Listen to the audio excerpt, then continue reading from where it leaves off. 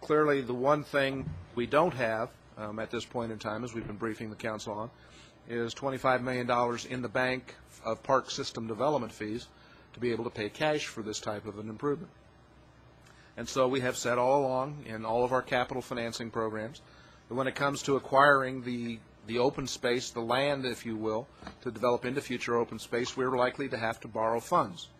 And the first pledge of funds is park system development fees. The backup pledge on all of those bonds, whether we've been building, for example, the police property facility and the fire warehouse, there you're dealing with police system development fees for the police portion of the facility, and you're dealing with fire system development fees on the fire warehouse portion of the facility.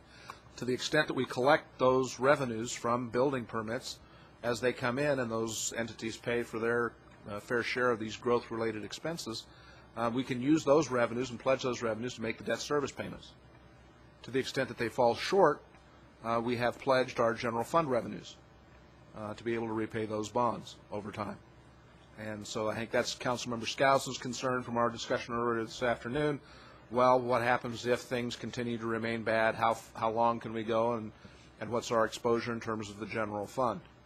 Until we do the full bond issue and know what the interest rate is and things like that, we're talking in the neighborhood of potentially $6 million a year in terms of debt service for this and the other improvements that we're prepared to borrow for that mostly are collateralized by the general fund.